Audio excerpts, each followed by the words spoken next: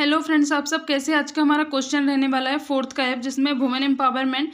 ये क्वेश्चन हमने MPMSU 2019 में हमने पढ़ चुका है, तो मैं आपको इसकी लिंक डिस्क्रिप्शन बॉक्स में दे दूंगी।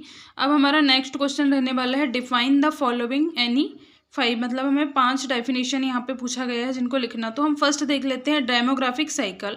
डेमोग्राफिक साइकिल की डेफिनेशन देख लीजिए। Demographic transition refers to the population cycle that begins with the fall in death rate continue with the phases of rapid population growth and conclude with the decline in birth rate। यहाँ पे जो demographic cycle है उसमें क्या बताया है कि जो डेमोग्राफिक साइकिल क्या होती है, एक पॉपुलेशन की एक साइकिल होती है जिसमें जो डेथ रेट होती है वो क्या हो जाती है, फॉल हो जाती है, मतलब कम हो जाती है। अगर अच्छी मेडिकल फैसिलिटी मिलेंगी तो डेथ रेट कम हो ही जाएगी। फिर नेक्स्ट आ जाएगा रैपिड पॉपुलेशन, मतलब जो ग्रोथ रेट है, जो पॉपुलेशन की ग्रोथ हो रही है वो क्या हो रही है, रैपिडली हो रही है। ये किसने कहा, ये अकॉर्डिंग टू डोलन।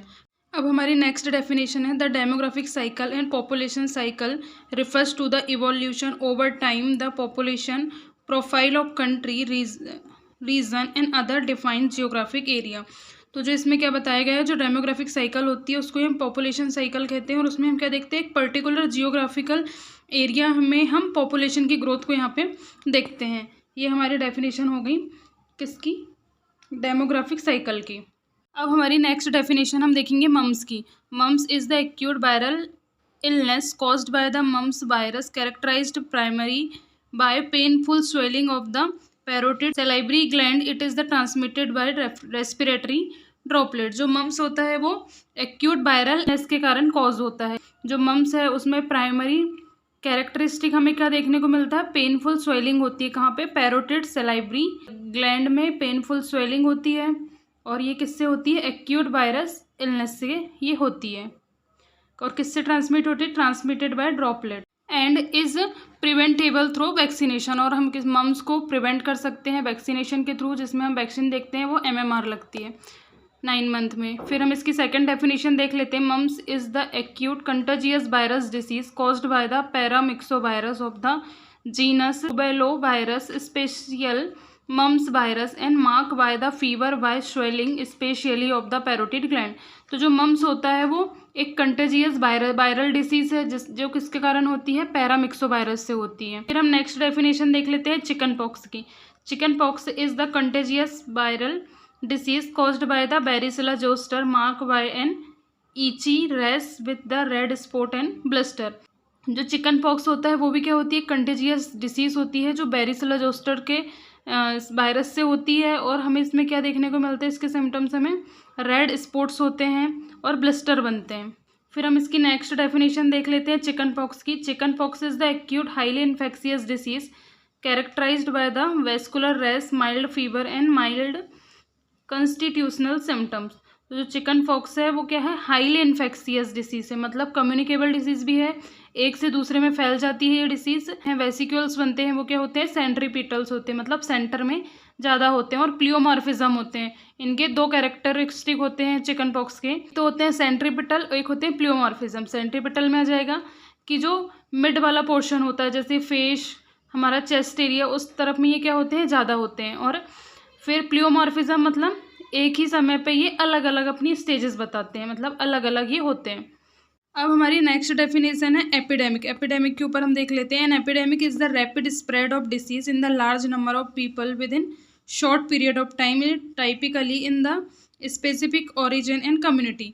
तो जो एपिडेमिक है वो क्या है, सडन स्प्रेड होना, किसी भी डिसीज़ का सडन स्प्रेड होना, किसी लार्ज पॉपुलेशन में एक शॉर्ट टाइम ड्यूरेशन में ही एक डिसीज़ का क्या होना, सडन आउटब्रेक हो जाना ही क्या होता है, एपिडेमिक्स होता है। अब हम इसकी एपिडेमिक की सेकंड डेफिनेशन देख लेते हैं। An epidemic can also refers to the sudden increase in occurrence of the particular phenomena that spread quickly and widely within a population।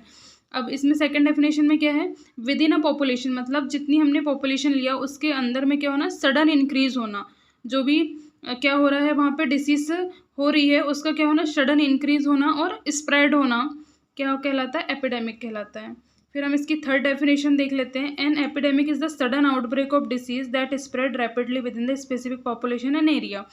इसमें क्या है, जो इसमें क्या बताया है कि जो एपिडेमिक है उसका क्या है, सडन आउटब्रेक होना, मतलब तुरंत बहुत तेज़ी से सडन क्या होना, फैलना, स्प्रेड होना उस डिसीज़ का एक किसी पर्टिकुलर एरिया पे, पर्टिकुलर स्पेसिफिक पॉपुलेशन पे ही उसका क्या होना, आउटब्रेक हो जाना, क्या कहलाता है, एपिडेमिक्स कहलाता है। अब हमारी नेक्स्ट डेफिनेशन है child abuse. Child abuse is any physical, emotional and sexual harm and neglect inflicted upon the child by a parent, caregivers and other adult which result in the potential and actual harms to the child health, development and dignity।